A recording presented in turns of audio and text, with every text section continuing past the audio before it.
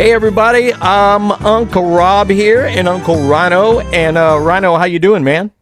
I am good. I am good, my brother. We got a interview with the lady here that you have been acquainted with for probably a little while now. Ms. Katie Beth Mihm, who is not celebrating a birthday today, even though We're Facebook. still celebrating. We're Yeah, gonna we're still celebrate it. celebrating. Yeah. How you doing, Katie Beth? I'm doing good, Rob. How are you doing? Doing really, really good. Tell us a little bit about you. Where you from? What you got the nice, cool cowboy hat going on. You got some neck accessories and arm accessories. Yes, sir. I always have my jewelry on when I'm So on TV. when you're on TV. Yes, sir. 30 I'm not, minutes ago, I had my pants on and was you, mopping my floor in the kitchen. you don't have to. You don't have to call me Rob. You don't have to call me sir. You can call me Rob. Or you can call me Uncle Rob. You can call me whatever. Just don't call me late for dinner. Okay. So tell us a little bit about you, where you from, and all that kind of cool stuff. So I am from the Texas Panhandle. I live between Borger and Fritch, Texas, outside of Amarillo. I live right across the road from one of the 4 Sixes ranches. Me and my husband have a ranch out in the middle of nowhere. And I grew up around here in a town called White Deer. So You got a ranch, cattle, full farm. What's up?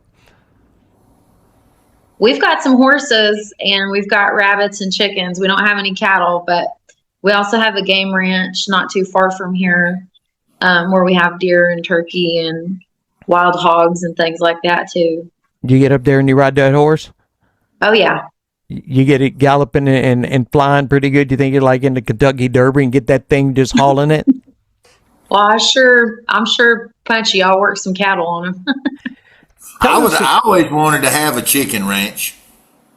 Well, you can come over and have my chickens. I mean, All I've got right. my daughter is raising chickens right now. She's got like a bunch of silky chickens, oh and yeah, she got Rhode Island. She got like 15 different species of chickens, and it's like, I'm like, dude, what are you gonna do with all those chickens? She's like, you sell them. You sell the chickens, you sell the eggs, and it just kind of it's a revolving door. I yeah. said, she seems to love it. If she loses any of her chickens, she seems to take it pretty personal. She's like, I'm broken up. I'm like, oh, I mean, I understand. I see it. I see that. Tell us a little bit about your music, when you get started, all that kind of cool stuff, man. So I actually haven't been in music real long, as far as been doing this about going on 5 years now.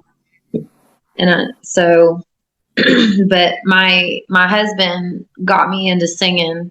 I was actually going to college to be a doctor, and whenever we went out on our first date, I sang a song for him that I wrote, and it was the only song I'd ever wrote. And he's like, "I think you need to be a singer." And so here we are now, all this, time later. No He more started doctor? for me and do what? No more doctor? I mean, I can always go back to college, and I left in a good spot, where my GPA is really high, so I can go back to college if I want to. But How I don't close know. were you? How close were you from completing it? I've got 4.5 years left for my doctorate.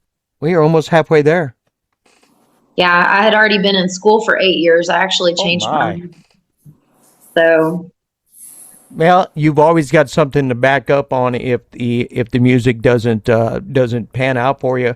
But I know you're doing something else too. That you're an enterprisal person in the Panhandle of Texas. You're wearing the shirt right now. Tell us a little bit about your business that you're doing in Texas. so my husband and I have got a coffee company called Mim Coffee, and people can order our coffee on mimcoffee.com. And we also have a farmer's market that me and him started at our ranch. And so once a week we have that. So I grow produce for that, and we have eggs and the coffee. We sell the coffee there at our stand. Also, that's called Farm Fed. People can follow that also on Facebook. So, how many different flavors of coffee do you have? Uh, I think 38. And do you have a favorite of your own? I have two favorites probably. The first one would be our pecan pie one that we have. So if you like Texas pecan coffee, that's a good one. And then we have a whiskey barrel, like a whiskey age or whiskey barrel aged coffee that's really good too. Does it taste like bourbon? Yeah, So you're gonna get the bourbon kick with not without the alcohol. right. Yeah.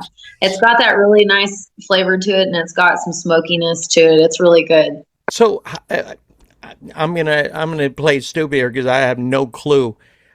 You own a coffee company, so do you have like a place that grows all the beans and flavors it all for you? How does that work? So our coffee is actually custom roasted. We have two custom roasters. Sorry, there's a fly zooming around my face. Um, we have, we have two roasters in the United States that they import our beans from all over the world from fair trade. They're organic beans, and so whenever people get our coffee, our roasters custom roast their coffee that day, and then they ship it out to that person the next day. So if I go on your line right now and I want that pecan pie coffee, it is freshly ground, roasted, and sent to me. I'll get it in a day or two. Yes, sir. Just a couple days. The day you order it is the day that they roast your beans, and then they grind it and ship it to you the next day. That sounds like a cool concept, doesn't it, Rhino? It is. I got some myself. What'd you I think got about me. it? Oh man, I wore it out. I got me the biggest one I could buy was 5 pounds, and I was like, okay, I'm fixing to do this, and if it's rough, I'm just going to be positive. I ain't gonna say nothing. And I got it, and I thought, damn, that was good. And I turned right around, and of course, I got scolded by Auntie because I sucked one pot down and was in there making me another pot, which it used. I'm like a diesel anyway. It takes me a little while to warm up, so I was on that second pot of coffee, and we were ripping and roaring, and that's a regular staple in my house now. That's good. So our coffee also does not have any artificial flavorings in it. So whenever you first drink the pecan coffee, like the first day I drank I had to have like 2 cups of it because I didn't realize we were all so used to artificial flavors and everything, that Chemical. it's, yeah. So, it's got a cleaner flavor, definitely.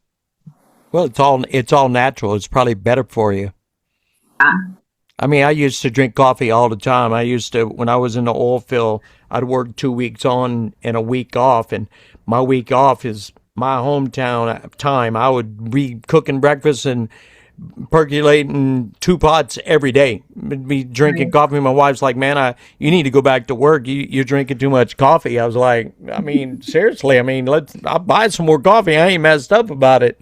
But yeah, coffee, I love me some coffee. Um, let's Well, talk our a little. beans come from all over the world. We've got beans from Brazil, from Guatemala, from Vietnam, from Africa. So, That's definitely not somewhere I would have thought coffee beans from Vietnam. oh yeah, yep, yeah, That is awesome. So needless to say, you don't ever have to pay for coffee in your house ever again. right. I'm gonna move in. Do you get I say that Rusty just ordered almost $500 of coffee, so kind of. do you have like a back room that you need somebody to take up the vacant? I can go live in your back room, just have the coffee in the morning. I'm very low maintenance. And the chickens. Well, I mean, I'll I always spend all day hanging out with the chickens all day. She ain't gonna have to worry about me hanging around. Yeah. I don't know. It is West Texas. I'm sure it's too hot to be hanging out on the back porch and see, like right, right now right now we're getting it's 6 outside and the wind's blowing like 60 miles an hour. So right now. yeah, Mm-hmm. Oh wow. y'all have issues with like forest fires or wildfires or anything like that? We don't have any trees where we live because we live in the plains, but we have got grass fires almost on a daily basis around here. You got tumbleweed all over the place. Yeah. Yeah. Have you ever been to, like Terralingua? Yep. I've never heard of that place. Basically like what it's like out here. I've been through Amarillo a lot. I used to be on going on I-40 down to Mexico or New Mexico, coming up through Oklahoma City and all that stuff on my way to California. I used to drive 18-wheeler across coast to coast, and we go through Texas a lot. So yeah, it's a lot of nothing, especially when you leave Amarillo headed towards Los Cruces and Santa Fe, New Mexico, in that area. There's a Santa Ana. Not a whole lot there on I-40, but get cactus and you got tumbleweeds all over. Yeah. Yeah, So, there's not a lot going on, just grass forever. so what do you classify your music? What genre are you? Country or Western? What tell us, what do you classify it as? Country, Americana. I kind of have my own thing going on, I think, a little bit. Texas, there you go. Yeah, well, I like that. I would say if as a listener and someone who's very familiar with Katie Beth, I would say her music for me is Western Americana. That's what I would call it. Yeah, It's Western. It's not because Texas is so many different types of music and so many different types of country. Texas is. So the western parts and the northwestern parts of Texas, which are the cowboy music, the true cowboy music, the true western music. It's the country and western, and the and western part is where Katie Beth really shines to me the most. And then you turn right around and you have the Americana aspect where it has some folk to it and yeah. some roots to it like that, and it turns right around and it brings the appeal all the way back eastward. So I don't know that many people who have encountered her and really gotten to know her spirit and gotten to know her music that didn't fall in love. So the few people who didn't get it are just people who just don't get it, and so that's okay. But the stuff that she does, I've been really proud to watch her and Rusty working. And you made a comment earlier, you can fall back and being a doctor if the music thing don't work. Well, it's kind of like she can go play doctor, and her and Rusty can play doctor anytime they want to. That music thing's working, So It is. So I guess I've never really heard like Western music. I've heard like Western swing, like Bob Wills, and that is it that type of music or no? I mean, she has some. so I'm completely different as a musician as far as people kind of right now are going. Like, I feel like everybody kind of has a way that they write and a way that they sing and, stuff. They stay kind of in this zone that they've created for themselves. I'm all over the place. Like, I'll have one song that sounds like something you'd hear in Louisiana, like Voodoo Queen. I've got another song that sounds like a ballad, and I've got other songs that sound like vintage country. I've got some songs that sound like you'd hear, at a rodeo dancing. I do have some Western swing type stuff. Our Dance Hall Dreams, that's kind of a Western swing. I did that as a timepiece, kind of an ode to Bob Wills. So I took all the original instruments from the 40s and the 50s, and we recorded Dance Hall Dreams with those instruments. And one of them actually being the upright bass from the Texas Playboys, one of the original basses that one of their players had. Our bass player's dad played with them for a long time and passed that down to him. So we used a lot of really cool things. So each song is really kind of different as far as what I'm doing. So Now, do you have complete albums, or I cut you off? What happened? I said I can't put myself in a box, because I'm Well, just so different. So it's good to be diversified. Where you like this, I feel like doing this now. Now, well, I want to switch gears. I want to do that. yeah. I totally. Do you have like a full album compilations, or do you? Is it EPs, or do I know a lot of artists just cut singles all the time and never really come out with an album. So I do have a album. It's called Hot Pink Cadillac.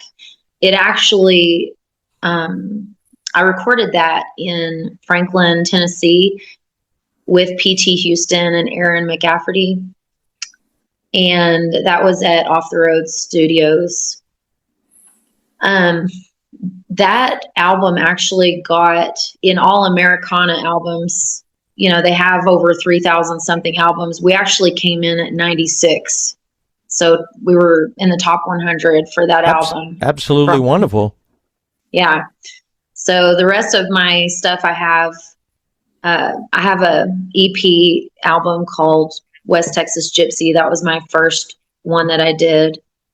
And then the rest of the time I've been pretty much just doing singles until I did Hot Pink Cadillac. And now I'm just releasing singles, as they come. And we may look at doing another album for Americana next year. How'd you get involved with that riff-raff there on the screen down there, Rhino? Oh Lord. We were doing I got invited to go to the Texas State Songwriter Championship. And I went and I got upcoming female artist of the year, like upcoming female songwriter of the year for Texas. And that's whenever I very first met him. So that would have been in Pearl's Saloon in Fort Worth Stockyards. And I know whenever he came in the room, I just looked at him and I was like, wow, that is a cool man right there. Look at him go.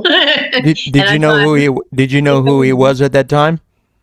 No, I didn't. And so I got introduced to him, and my husband got introduced to him, and he just instantly, we just all fell in love with each other, as family. So he's been a very, very important mentor to me. And, I've done a lot of great things with him, and we're doing some more great things that are up and coming pretty quick. That's a surprise for everybody. So I'm excited. I know he's high on you. I mean, I get to listen a lot of times. He'll send me little snippets of what he's working on with certain people, and he is all about some Katie Beth. He feels you're the real deal for sure. Well, I try to be. Well, and he has been around this a while, and I feel if he feels like you're gonna be somebody big one day, there's a pretty good chance that it could happen. Yeah, I really appreciate him believing in me more than he probably ever realizes. But I would do anything for him. So, I'll tell you, she's being Katie Beth. That's all she needs to be. If she is Katie Beth and the best version of Katie on every day, wherever she's trying to go is what will become under her feet. yeah. We don't have to chase the promised land. We turn where we're standing into the promised land by being the best version of ourselves. And Amen. Katie is an incredible human being. She's got an incredible story, a beautiful life, a beautiful family. Got crazy chickens. That's just an added bonus. But and damn fine coffee. I'm throwing that in there. But it's one of those deals where what draws me, there's so many people that go, well, I'm a singer. Okay, are you sure? I mean, what is that? I don't know. And people are like, well, I'm an artist. I'm like, okay, are you sure? What is that? I'm not sure, And all these people, I'm a this, I'm a that. And she introduced herself as, hi, I'm Katie Beth. And I'm like, okay. And I was waiting for the punchline and it never came. And it was none of this push. I want to be a star stuff. It's always, she's a wife, she's a mother, she's a sister, she's a daughter, she's an incredible human being. And she's made my life better by being a part of it. Oh, So, you're gonna make me cry now. no, Keep on, Rhino. I want to see tears. no, I'm just telling you. I mean, she's one of those people that she like brightens up a room, and she's pure joy hanging out with her. Even when she gets spun up a little bit, you can't help but smile. I do. It's like, she's just, and to see her excited, that makes me excited when she's happy and she's excited, and I absolutely love that. I love watching her journey, and any place that I have the honor of helping and giving a little bump, a little boost wherever I can, wherever they need me. I'm happy to be of service. So I'm proud of her, and I'm proud of Rusty, and I'm proud of what they're doing. Thank you. So the folks that are watching on the YouTube, notice the turquoise. It looks like you have Native American jewelry. Tell us a little bit about that. You said you had you sell your jewelry as well. Oh no, I wouldn't sell my jewelry. That's No, not. okay, I was mistaken. I thought you sell jewelry as well. No, sir. I don't So got time for that. I do a bunch of other stuff. I was going to say, I don't know when she's going to have time to do all that with everything else, the coffee business and the touring. You've been touring, Yes, sir. This year we have a little over 100 shows for the year. and we're halfway done, so you got like 50 more to go. Yeah, probably something You like put that. you play genuinely regionally around the Amarillo area, or do you go just everywhere? We go everywhere. Right now we're touring in New Mexico, Missouri, Kansas, Oklahoma, and Texas. Nice little swap there in the middle section.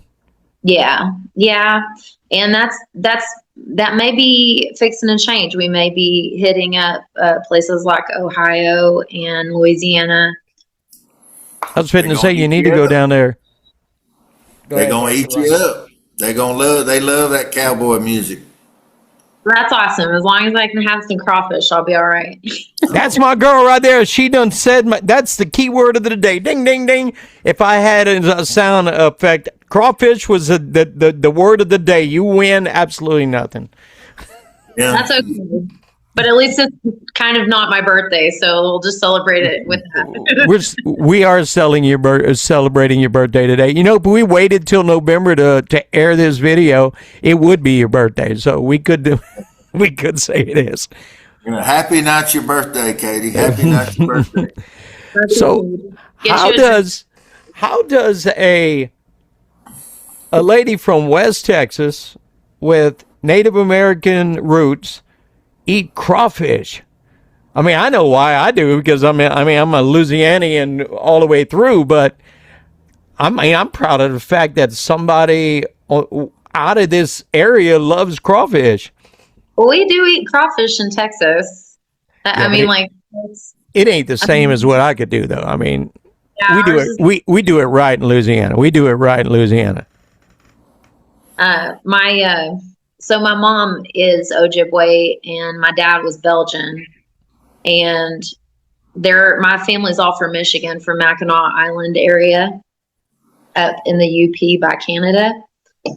And that's where most of the Ojibwe people live, is up by Canada and around Canada. So I was born in Texas. Have you ever been up to Michigan to visit the family up around Canada? Oh yeah. It's a Yeah. big difference. Yeah. My grandma actually lived in a place called Moran, Michigan, and that's right by St. Ignace. I've never been in the UP of Michigan. I've been down Grand Rapids, Detroit, Holland, around that area, Lansing. My I don't mama know. actually lived in St. John's, so that's right by Lansing. Absolutely. And I want to say I went into Canada right outside of Detroit. I think there's a port there at Detroit. We were delivering stuff into Toronto, and went through Detroit. I just don't, I've never been to the upper peninsula, so I don't know if it looks different up there than it does, say, down in. It's completely different. It looks a lot like, well, I mean, you have on Mackinac Island, around the bottom of the island is mostly cliffs and rocks, but you actually take a ferry over from St. Ignace to there, and they don't allow any kind of cars on the island at all. So whenever you get there, there's a bunch of horses and buggies around that you can get on, but they don't allow any cars on the island. It may be where Kid Rock was talking about in his song All Summer Long when he's talking northern Michigan. Probably, yeah. But there's lighthouses and there's boats and A lot of lakes. there's lots of, yeah, the Great Lakes are up that way. And Would you say, Rhino? That'd be my jam. I need to piggyback on a ride up there and take the girls up there to see that because they would eat that up. No, It is- no cars, only walking and horses and buggies and stuff. Go to Pennsylvania. You'll see a lot of that as well. I seen that. I scared an Amish dude to death one time up there. Man, I'd be flying like 70 mile an hour on the back state highway, and you coming to a screeching halt. You'll see the sign. It's a buggy crossing. I mean, you better lock them up. If you don't lock them up, you're going to hit them. And they drink. I mean, that happened to me. Do what now? That happened to me. I was in Ohio about, I don't remember how early in the morning, like 5 in the morning, and I had that big fire engine red F-250, and I'm flying on one. Fun fact, true story, I was driving too fast, and I blame myself. But yes, I was. But I had a big stein full of coffee, and I'm slamming that coffee. They didn't have Mim's coffee yet, or it would have been Mim's coffee. But I was driving really fast. Now, I had Journey blaring on the radio, and Steve Perry was just working it, man. He's just hitting them notes. It was Don't Stop Believing, I think. We were just killing it. And me and that red truck just plowing through the early morning. It's all dark outside, a little bit of fog, not much. And there wasn't no sign. I come around the corner, and there was a black horse with a black buggy and a little teeny weeny white candle on the side of it in the little box that's supposed to act like a light. I don't know what it was supposed to do. But I come around that corner, and the horse's eyes was real big, and a dude that looked like Charles Ingalls on the dang, from Little House on the Prairie was driving it. His eyes were that big, and the horse's eyes were that big, and my truck was like, oh no, and I was like, and Steve Perry had just hit that high note, and he went a little flat. I think that right then, even he went off key because Steve thought we was. You're ready to be in overdrive, dude. Yeah, bro. Somehow a red full Super Duty F-250, a black horse, a buggy, a Amish dude, me, and a cup of coffee, and Steve Perry. Somehow we all occupied the same space at the same time, and nobody died. I don't know how it happened. It was like my tire got up on one wheel and just kind of did a little move or something. I don't know. And the horse got up on his back feet and ran, dragging the buggy. I don't know. But somehow that all happened. And that was my exposure to Amish people right out of the gate. So from that point on, I had flashers going and everything, driving slow. I was doing some frack work around central Pennsylvania. We were doing some natural gas fracking in the middle of nowhere. And it was one of those deals. I was headed to the job site about 11 o'clock at night, and literally you see the honky tonk on the side of the road, and they're lined up with buggies. And I'm like, you got to pay attention. They got a sign right there, buggy crossing. I'm like, surely not. Oh yeah, there's one going about 7 miles an hour down the road, and I mean, I had to lock the 250 up. You know, most frack crews got those F-250s. Had to lock the F-250 up and not hit the buggy, kind of like your situation. Only I did not have Steve Perry on the stereo. Yeah, that was Jebediah laid back in the buggy seat, riding dirty. We be I mean, rolling.